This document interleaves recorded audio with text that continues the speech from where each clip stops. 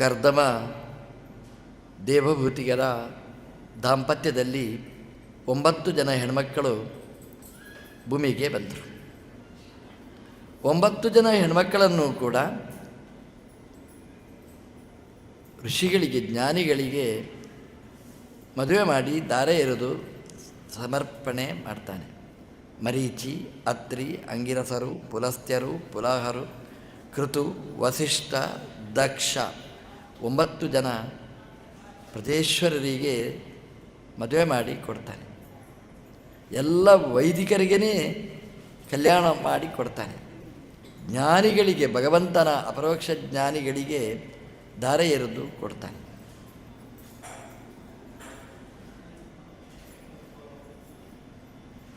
ಕರ್ದಮರು ದೇವಹೂತಿ ಹತ್ರ ಹೇಳ್ತಾರೆ, ಅಮ್ಮ ನಾನು ಸನ್ಯಾಸಿ ಆಗ್ತೇನೆ. ದೇವಹೂತಿ ಹೇಳ್ತಾಳೆ, ನಾನು ಒಂಟಿಯಾಗಿ ಬಿಡ್ತೇನೆ ಅಂತ. ಕರ್ದಮರು ಸಂತಾನವನ್ನು ಕೊಡ್ತಾರೆ, ಗಂಡು ಸಂತಾನವನ್ನು ಕೊಡ್ತಾರೆ. ದೇವರು ಆರಾಧನೆ ಮಾಡು ಅಂತ ಹೇಳ್ತಾರೆ. ಆರಾಧನೆ ಮಾಡಿ ಸಂತಾನವನ್ನು ಕೊಟ್ಟರೆ ನಮ್ಮ ದೇವರು ದೇವಹೂತಿಯ ಗರ್ಭದಲ್ಲಿ ಕಪಿಲನಾಮಕನಾಗಿ ಅವತರಿಸ್ತಾನೆ. ಕರ್ದಮರು ಆ ಭಗವಂತನಿಗೆ ನಮಸ್ಕಾರ ಮಾಡಿ, ಕಪಿಲ ದೇವರಿಗೆ ನಮಸ್ಕಾರ ಮಾಡಿ ಸನ್ಯಾಸಿಗಳಾಗಿ, ವಿರಕ್ತರಾಗಿ ಸನ್ಯಾಸಿಗಳಾಗಿ ಸಾಧನೆ ಮಾಡ್ತಾರೆ. ಅವರ ಬಯಕೆನೇ ಹಾಗೆ ಎಲ್ಲ ಆಶ್ರಮ ಧರ್ಮಗಳನ್ನೂ ಪರಿಪಾಲನೆ ಮಾಡಬೇಕು ಅಂತ. ಒಳ್ಳೆಯ ಬ್ರಹ್ಮಚರ್ಯ, ಒಳ್ಳೆಯ ಗಾರ್ಹಸ್ಥ್ಯ, ಒಳ್ಳೆಯ ಸನ್ಯಾಸ ಅಪೇಕ್ಷೆ ಪಟ್ಟು ಭಗವಂತನ ಸಾಧನೆಗಾಗಿ ಈ ಶರೀರವನ್ನು ಸಮರ್ಪಣೆ ಮಾಡ್ತಾರೆ. ಕಪಿಲ ಜೊತೆಗೆ ದೇವಹೂತಿಯ ಸಾಧನೆ ನಡೀತದೆ. ನಮ್ಮ ಸಾಧನೆ ಹೇಗೆ ನಡಿಬೇಕು ಅಂತಂದರೆ, ನಾವು ಸಾಧನೆ ಮಾಡಲಿಕ್ಕೆ ಸಾಧ್ಯ ಇಲ್ಲ. ನಮ್ಮ ಆಚಾರ್ಯರು ಚೆನ್ನಾಗಿ ಹೇಳ್ತಾರೆ, ಅಥಾತೋ ಬ್ರಹ್ಮಜಿಜ್ಞಾಸ ಅಂತ ಇದ್ದರೆ, ಅತಃ ಎಂಬ ಶಬ್ದಕ್ಕೆ ವ್ಯಾಖ್ಯಾನ ಮಾಡುವಾಗ ಪ್ರಸನ್ನಾತ್ ವಿಷ್ಣೋಹೋ ಅಂತ ವ್ಯಾಖ್ಯಾನವನ್ನು ಮಾಡ್ತಾರೆ. ನಾವೇನು ಜಿಜ್ಞಾಸೆ ಮಾಡೋದು? ಭಗವಂತನ ಶ್ರವಣ ಮನನ ಧ್ಯಾನ ಮಾಡಲಿಕ್ಕೆ ನಮಗೆಲ್ಲಿ ಶಕ್ತಿ? ಶ್ರವಣ ಅಂತ ನಾವು ಕೂತರೆ ನಮ್ಮ ಮನಸ್ಸು ಎಲ್ಲಿಯೋ ಹೋಗ್ತದೆ. ಶ್ರವಣ ಅಂತ ಕೂತರೆ ಮುಗಿದ ಮೇಲೆ ಏನಾಯಿತು ಕೇಳಿದರೆ ಹೇಳೋದು ತುಂಬ ಕಷ್ಟ ಆಗುತ್ತೆ. ಯಾಕೆಂತಂದರೆ ಮನಸ್ಸಿನಲ್ಲಿ ಆ ಧಾರಣ ಶಕ್ತಿ ನಮ್ಮ ಹತ್ರ ಇರುವುದಿಲ್ಲ. ಶ್ರವಣನೇ ಕಷ್ಟ ಆಯಿತು ಅಂತಂದರೆ ಯುಕ್ತಿಯಿಂದ ಅನುಸಂಧಾನ ಮಾಡುವ ಮನನ ಇನ್ನಷ್ಟು ದುರ್ಭರ. ಆಮೇಲೆ ಧ್ಯಾನ ಅಂತೂ ತುಂಬ ಕಷ್ಟ. ಹಾಗಾಗಿ ಅತಃ ಎಂಬುದಕ್ಕೆ ವ್ಯಾಖ್ಯಾನ ಮಾಡ್ತಾ ಪ್ರಸನ್ನಾತ್ ವಿಷ್ಣು, ದೇವರು ನಮ್ಮಲ್ಲಿ ನಿಂತು ಎಷ್ಟು ಸಾಧನೆ ಮಾಡಿಸ್ತಾರೆ ಅಷ್ಟು ನಮ್ಮ ಸಾಧನೆ. ಗಂಗೆಯಲ್ಲಿ ಮುಳುಗ್ತೇವೆ, ಗಂಗೆಯಲ್ಲಿ ಮುಳುಗುವಾಗ ದೇವರು ಎಲ್ಲಿಯೋ ಹೋಗಿಬಿಟ್ರೆ, ಚಳಿ ಮಾತ್ರ ಬಂದರೆ ಗಂಗಾ ಸ್ನಾನ ಆಗುವುದಿಲ್ಲ. ಹಾಗಾಗಿ ಚಳಿ ಮರೆತು ಹೋಗಬೇಕು. ಚಳಿಯನ್ನು ಸೃಷ್ಟಿ ಮಾಡಿದ ದೇವರು ಮಾತ್ರ ನೆನಪುಳಿಬೇಕು. ಆಗ ಗಂಗಾ ಸ್ನಾನದ ಪೂರ್ಣ ಫಲ ಬರುವುದು. ದೇವರ ಹತ್ರನೇ ಹೇಳಬೇಕು, ಕಾಶೀವಾಸ ಫಲಂ ಭವೇತ್. ಕಾಶೀವಾಸದ ಯಾತ್ರೆ ವಾಸದ ಫಲ ಬರಬೇಕಾದರೆ ನೀನೇ ನಿಂತು ಆ ಸಾಧನೆಯನ್ನು ಮಾಡಿಸು ಅಂತ ನಾವು ದೇವರ ಹತ್ರ ನಾವು ಕೇಳಬೇಕಂತೆ. ಹಾಗಾಗಿ ಈ ಕರ್ದಮರ ಸಾಧನೆಯ ಜೊತೆಗೆ ದೇವಹೂತಿಯ ಸಾಧನೆ, ಆ ಸಾಧನೆಗೆ ಪೂರಕವಾಗಿ ಭಗವಂತ ನಿಂತ, ಇದು ದೇವಹೂತಿಯ ಸೌಭಾಗ್ಯ ಅಂತ.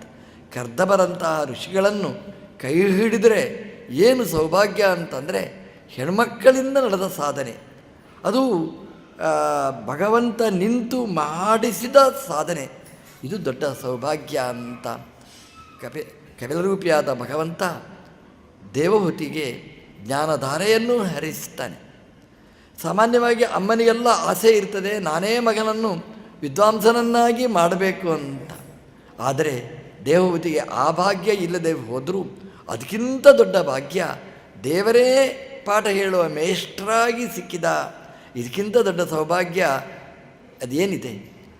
ಅಪ್ಪ ಇಟ್ಟ ಹೆಸರು ಹಾಗೆ ದೇವಹೂತಿ, ದೇವನನ್ನು ಕರೆಯುವವಳು ನೀನು ಅಂತ. ಹಾಗಾಗಿ ದೇವರನ್ನು ಕರೆದರೆ ದೇವರೇ ಬಂದು ಬಿಟ್ಟ. ಅಮ್ಮನ ಎದುರು ಕೂತ, ಏನು ಬೇಕು ಅಂತ ಕೇಳಿದ.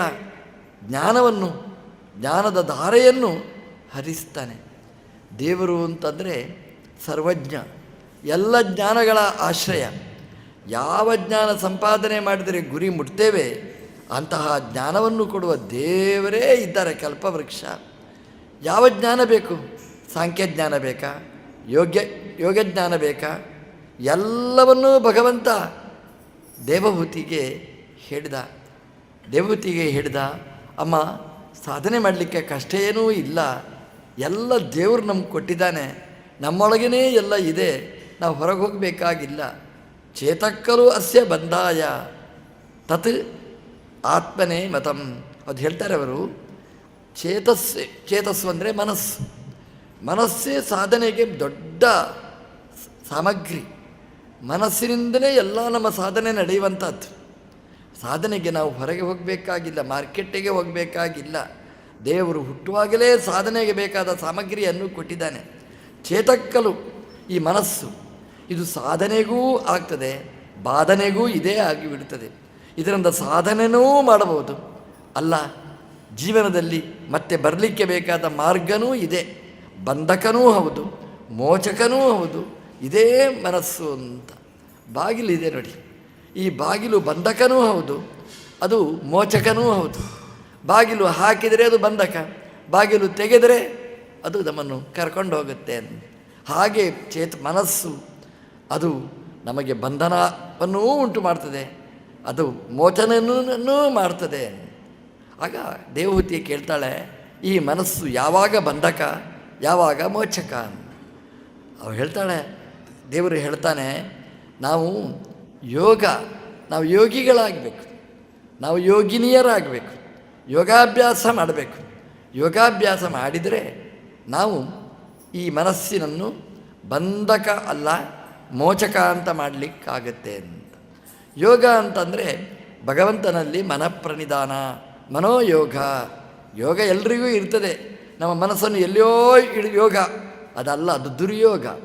ಸುಯೋಗ ಅಂದರೆ ಭಗವಂತನಲ್ಲಿ ಇಡಬೇಕು ಮನಸ್ಸನ್ನು. ಅಮ್ಮ ಮನಸ್ಸನ್ನು ದೇವರಲ್ಲಿ ಇಡು, ದೇವರಲ್ಲಿಟ್ಟು ನೀನು ಏನು ಮಾಡಿದರೂ ಅದೆಲ್ಲವೂ ಸಾಧನೆ ಆಗ್ತದೆ. ಹಾಗಾಗಿ ಯೋಗ ಅನ್ನುವಂಥದ್ದು ಅದು ಮುಖ್ಯವಾಗಿ ನಮಗೆ ಬೇಕಾದ್ದು. ಅದಕ್ಕೆ ಪೂರಕವಾಗಿ ವೈರಾಗ್ಯ ಬೇಕಾದ್ದು, ಅದಕ್ಕೆ ಪೂರಕವಾಗಿ ಭಕ್ತಿ ಬೇಕಾದ್ದು, ಅದಕ್ಕೆ ಪೂರಕವಾಗಿ ಜ್ಞಾನ ಬೇಕಾದ್ದು. ಭಗವಂತನ ಜ್ಞಾನ ಬರಬೇಕಾದ್ರೆ ಈ ಪ್ರಪಂಚವನ್ನು ನಾವು ನೋಡಬೇಕು. ಅದಕ್ಕೆ ಸಾಂಖ್ಯ ಅಂದರೆ ಈ ಮಹತ್ತತ್ವ, ಪಂಚಮಾತ್ರೆಗಳು, ಈ ಪ್ರಪಂಚ ಬ್ರಹ್ಮಾಂಡ ಇದನ್ನು ನಾವು ನೋಡಿದರೆ, ಇದನ್ನು ಸೃಷ್ಟಿ ಮಾಡಿದ ಭಗವಂತನ ಜ್ಞಾನ ನಮಗೆ ಬರಲಿಕ್ಕೆ ಸಾಧ್ಯ. ಈ ಶರೀರ ನೋಡಿದರೆ, ಶರೀರ ಕೊಟ್ಟ ಭಗವಂತನ ಜ್ಞಾನ ನಮಗೆ ಬರಲಿಕ್ಕೆ ಸಾಧ್ಯ. ಈ ಶರೀರದಿಂದ ಶರೀರ ಕೊಟ್ಟವನನ್ನು ನಾವು ತಿಳಿಯಲಿಕ್ಕೆ ಸಾಧ್ಯ. ಹಾಗಾಗಿ ನಮ್ಮ ಜ್ಞಾನ ಅದು ನಮಗೆ ತಾರಕ. ಆ ದೃಷ್ಟಿಯಲ್ಲಿ ಕಪಿತರೂಪಿಯಾದ ಭಗವಂತ ಈ ಪ್ರಪಂಚವನ್ನು ಸೃಷ್ಟಿ ಮಾಡಿದ ಬಗೆಯನ್ನು ವಿವರಿಸುತ್ತಾನೆ, ಈ ಶರೀರವನ್ನು ಕೊಡುವ ಬಗೆಯನ್ನು ವಿವರಿಸುತ್ತಾನೆ. ಶರೀರ ಬರುವುದು ಅದು ತಾಯಿಯ ಹೊಟ್ಟೆಯಲ್ಲಿ ಮಗು ಬೆಳೆಯುತ್ತದೆ, 10 ತಿಂಗಳು ಬೆಳೀತದೆ. ಒಂದೊಂದೇ ತಿಂಗಳಲ್ಲಿ ಭಗವಂತ ಅದು ಏನೇನು ಕೊಡಬೇಕೋ ಅದೆಲ್ಲವನ್ನೂ ಮಾಡ್ತಾನೆ. ಯಾರಿಗೂ ಗೊತ್ತಾಗುವುದಿಲ್ಲ, ಅಮ್ಮನಿಗೂ ಗೊತ್ತಿಲ್ಲ, ಅಪ್ಪನಿಗೂ ಗೊತ್ತಿಲ್ಲ. ಡಾಕ್ಟ್ರ್ ಸ್ಕ್ಯಾನಿಂಗ್ ಮಾಡ್ತಾರೆ ಅಷ್ಟೇ, ಯಾವುದ್ಯಾವುದು ಬಂತು ಬರಲಿಲ್ಲ ಅಂತ ಅಷ್ಟೇ ಹೊರತು ಅದು ಹೇಗೆ ಬಂತು ಅಂತ ಅವರಿಗೂ ಗೊತ್ತಿಲ್ಲ. ನಮ್ಮ ದೇವ್ರದ್ದು ಕೆಲಸ ನೋಡಿ, ಎಷ್ಟು ಕೆಲಸ ಮಾಡ್ತಾನೆ. ನಮಗೇನು ಬೇಕೋ ಆ ಚರ್ಮದ ಚೀಲದಲ್ಲಿ ಹಾಕಿ ಅದನ್ನು ಬೆಳೆಸ್ತಾನೆ ನೋಡಿ. ಒಂದು ಬಿಂದುವಿನಿಂದ ಸಿಂಧುವಿನ ತನಕ ಈ ಶರೀರವನ್ನು ನಿರ್ಮಾಣ ಮಾಡ್ತಾನೆ. ಆ 1, 2, 3, 4, 5, 6 ತಿಂಗಳಾಗ್ತದೆ. 6ನೇ ತಿಂಗಳಾದಾಗ ದೇವರು ಸ್ಮರಣೆಯನ್ನು ಕೊಡ್ತಾನೆ. ನಾವು ಹಿಂದಿನ ಜನ್ಮದಲ್ಲಿ ಏನೇನು ಮಾಡಿದ್ದೇವೆ ಅದೆಲ್ಲ ನಾವು ದೇವರನ್ನು ಪೆಟ್ಟಿಗೆಯಲ್ಲಿ ಇಟ್ಟು ಕಟ್ತೇವೆ. ದೇವರು ಹೇಳಿದ, ಹೀಗೆ ಮಾಡಿದರೆ ನಿನ್ನನ್ನೂ ಕಟ್ಟಿ ಹಾಕ್ತೇನೆ ಅಂತ. ಅಮ್ಮನ ಗರ್ಭದಲ್ಲಿ ಆ ಚೀಲದಲ್ಲಿ, ಗೋಣಿ ಚೀಲದಲ್ಲಿ ಹಾಕಿ ನಾವು ಕಟ್ತೇವೆ ನೋಡಿ. ಹಾಗೆ ಅಮ್ಮನ ಗರ್ಭದ ಚೀಲದಲ್ಲಿ ನಮ್ಮನ್ನು ಕಟ್ಟಿ ಹಾಕಿದ್ದಾನೆ. ಅದು ತಲೆ ಹೊಟ್ಟೆಗೆ ಬಂದಿರ್ತದೆ, ಕಾಲು ಮೇಲಕ್ಕೆ ಬಂದಿರ್ತದೆ, ಮುದುಡಿ ನಮ್ಮನ್ನು ಮಲಗಿಸಿ ಗೋಣಿ ಚೀಲದಲ್ಲಿ ಹಾಕಿ ಯಾವ ಸಂಪರ್ಕನೂ ಇಲ್ಲದಿದ್ದ ಹಾಗೆ ಒಳಗೆ ರಕ್ಷಣೆ ಮಾಡ್ತಾನೆ ನಮ್ಮ ದೇವರು. ಆ 6ನೇ ತಿಂಗಳು ಎಲ್ಲ ನೆನಪಾಗುತ್ತೆ. ನಾನು ಏನು ಮಾಡಿದೆ, ಯಾಕೆ ಇಲ್ಲಿ ಬಂದೆ, ಎಲ್ಲ ನೆನಪಾಗುತ್ತೆ. ದೇವರು ಬಂದು ಕೇಳ್ತಾನೆ, ಅಪ್ಪ ನೋಡು, ನೀನು ತಪ್ಪು ಮಾಡಿದ್ದಕ್ಕೆ ಇಲ್ಲಿ ತಂದು ಹಾಕಿದ್ದೇನೆ, ಗೋಣಿ ಚೀಲದಲ್ಲಿ ಕಟ್ಟಿಟ್ಟಿದ್ದೇನೆ, ನಿನ್ನನ್ನು ಬಿಡಿಸ್ತೇನೆ ನಾನು. ದೇವರೇ, ಒಂದು ಸಲ ಈ ಚೀಲದಿಂದ ಬಿಡಿಸು, ಮತ್ತು ನೀನು ಹೇಳಿದಾಗ ಕೇಳ್ತೇನೆ. ದೇವರು ಸತ್ಯ ಅಂತ ನಂಬಿದ.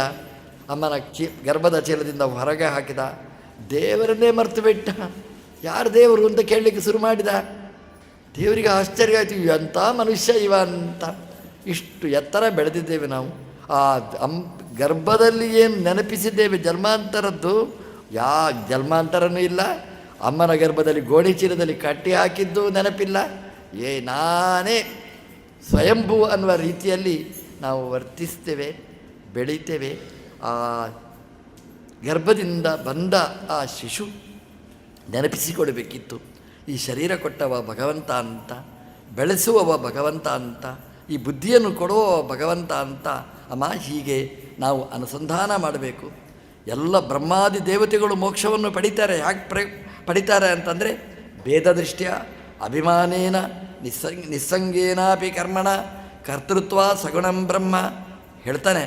ಕಪಿಲದೇವರು ಹೇಳ್ತಾರೆ, ಭೇದ ದೃಷ್ಟಿಯ ಹೇಗೆ ಮೋಕ್ಷವನ್ನು ಪಡೆದರು ಬ್ರಹ್ಮಾದಿ ದೇವತೆಗಳು. ಭೇದ ದೃಷ್ಟಿಯ ಭಗವಂತ ಎಲ್ರಿಗಿಂತಲೂ ಬೇರೆ.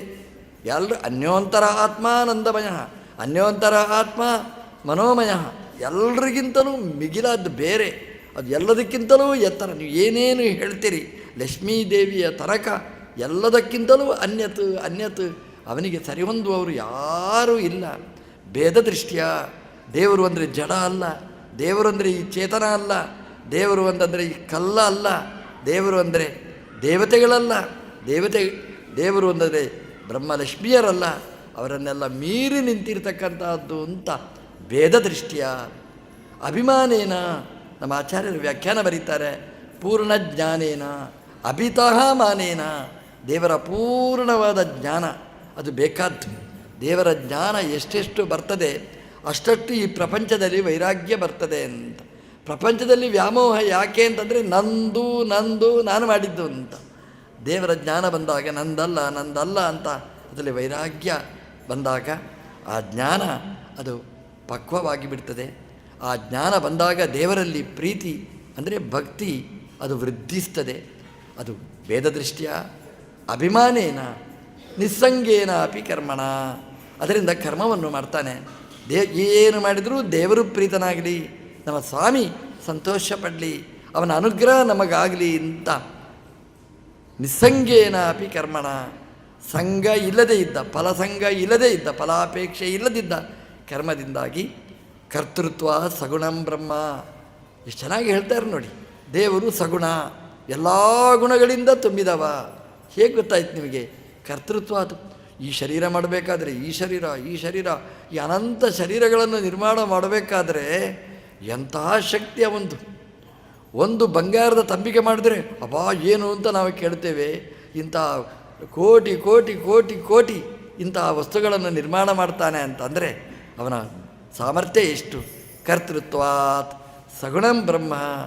ಅದನ್ನು ತಿಳ್ಕೊಂಡು ಅವನು ಯಥಾಪೂರ್ವಂ ಪ್ರಜಾಯತೆ. ಬ್ರಹ್ಮದೇವರು ಮೊದಲಿನವರು ಹೇಗೆ ಹಾಗೆಯೇ ಸಂಸಾರಾವಸ್ಥೆಯಲ್ಲಿ ಹೇಗೆ ತರತಮ ಭಾವಪನ್ನರಾಗಿದ್ದಾರೆ ಹಾಗೇ ಮೋಕ್ಷಕ್ಕೆ ಹೋಗ್ತಾರೆ ಅಂತ ಆ ತಾಯಿಗೆ ಎಲ್ಲ ಸಾಧನೆಯ ಪಥವನ್ನು ಅದನ್ನು ತಿಳಿಸಿ ಅಮ್ಮನಿಗೆ ಸರಿಯಾಯಿತಾ ಅಂತ ಮನನ ಮಾಡಿಸಿ. ನಮ್ಮಲ್ಲೆಲ್ಲ ಉಂಟು ನೋಡಿ, ನಿನ್ನೆದ್ದು ಹೇಳು, ಮುನ್ನೆದ್ದು ಹೇಳು, ಅವತ್ತು ಹೇಳಿದ್ದು ಹೇಳು, ಇದೆಲ್ಲ ಮನನಗಳು. ಅಮ್ಮನಿಗೆ ಮಾಡಿದ ಪಾಠವನ್ನು ಮತ್ತೆ ನೆನಪು ಮಾಡಿಸಿ, ಅಮ್ಮನಿಗೆ ಮೆಡಿಟೇಷನ್ ಧ್ಯಾನ ಮಾಡಿಸಿ. ಯಾಕೆಂದರೆ ಧೀಮಹಿ ಭಗವಂತನೇ ಮಾಡಿಸಬೇಕು. ಮಾಡಿಸಿ ಅಮ್ಮ ಧ್ಯಾನಾವಸ್ಥೆಗೆ ಬಂದಾಗ ಅಮ್ಮನ ಹತ್ರ ಹೇಳ್ತಾನೆ, ಅಮ್ಮ ನಾನು ಹೋಗಿ ಬರ್ತೇನೆ ಅಂತ ಹೇಳಿ ಜ್ಞಾನವನ್ನೂ ಕೊಟ್ಟ. ಎಂಥ ಸೌಭಾಗ್ಯ ಅವಳಿಗೆ ಅಂತಂದರೆ, ಅವಳಿಗೆ ಥಿಯರಿ ಪ್ರಾಕ್ಟಿಕಲು ಒಟ್ಟಿಗೆ ಏಕಕಾಲದಲ್ಲಿ ಕ್ಲಾಸ್. ದೇವರು ಹೇಗಿದ್ದಾನೆ ಅಂತ ಥಿಯರಿ ಹೇಳಿದರೆ, ಹೇಗೆ ಅಂತ ಕೇಳಿದರೆ ಪ್ರಾಕ್ಟಿಕಲ್. ನಮ್ಮ ದೇವರೇ ಕಪಿಲರೂಪಿಯಾದ ಭಗವಂತನೇ ಪ್ರತ್ಯಕ್ಷವಾಗಿ ಕಾಣಿಸ್ತಾನೆ. ಅಂತಹ ದೇವರ ಜ್ಞಾನವನ್ನು, ಅಪರೋಕ್ಷ ಜ್ಞಾನವನ್ನು ಕೊಟ್ಟು ಭಗವಂತ ಮೋಕ್ಷವನ್ನು ಕರುಣಿಸ್ತಾನೆ. ಭಗವಂತ ದಯಮಾಡಿರ್ತಕ್ಕಂಥದ್ದು ದೇವಹೂತಿಯ ದೊಡ್ಡ ಸೌಭಾಗ್ಯ. ಧ್ಯಾನ ಮಾಡಿ ಭಗವಂತನ ಅಪರೋಕ್ಷ ಜ್ಞಾನವನ್ನು ಸಂಪಾದನೆ ಮಾಡಿ ದೇವರು ಹೇಳಿದ ರೀತಿಯಲ್ಲಿ ಆ ಶರೀರವನ್ನು ತೊರೆದು ಭಗವಂತನ ಲೋಕವನ್ನು ಸೇರುವ ಕಥೆಯನ್ನು ಶ್ರೀಮದ್ಭಾಗವತ ಉಲ್ಲೇಖ ಮಾಡುತ್ತೆ. ನಮಗೆ ಮಕ್ಕಳು ಬೇಕು, ದೇವರಂಥ ಮಕ್ಕಳು ಬೇಕು. ದೇವಹೂತಿಗೆ ದೇವರೇ ಮಗನಾಗಿ ಹುಟ್ಟಿದ. ಅಂತೂ ದೆವ್ವಗಳು ನಮಗೆ ಮಕ್ಕಳಾಗುವುದು ಬೇಡ. ದೇವರ ಜ್ಞಾನ ಕೊಡುವಂತಹ ಮಕ್ಕಳು ನಮ್ಮಲ್ಲಿ ಸಮೃದ್ಧರಾಗಬೇಕು. ದೇವಹೂತಿ ಕರ್ದಮರ ದಾಂಪತ್ಯದಲ್ಲಿ ಬಂದ ಕಪಿಲರೂಪಿಯಾದ ಭಗವಂತ ಜ್ಞಾನದ ದೇವರು, ಜ್ಞಾನಕ್ಕೋಸ್ಕರ ಅವತಾರ ಮಾಡಿದ ದೇವರು. ಹಾಗೆ ದಿನಾ ಕಪಿಲರೂಪಿಯಾದ ಭಗವಂತನನ್ನು ನಾವು ಸ್ಮರಣೆ ಮಾಡಿದರೆ ನಮಗೆ ಜ್ಞಾನವನ್ನು ಭಗವಂತ ನಮಗೆ ನೀಡ್ತಾನೆ ಅಂತ 3ನೇ ಸ್ಕಂದದಲ್ಲಿ ಅದನ್ನು ವಿವರಣೆ ಮಾಡಿದ್ದಾರೆ.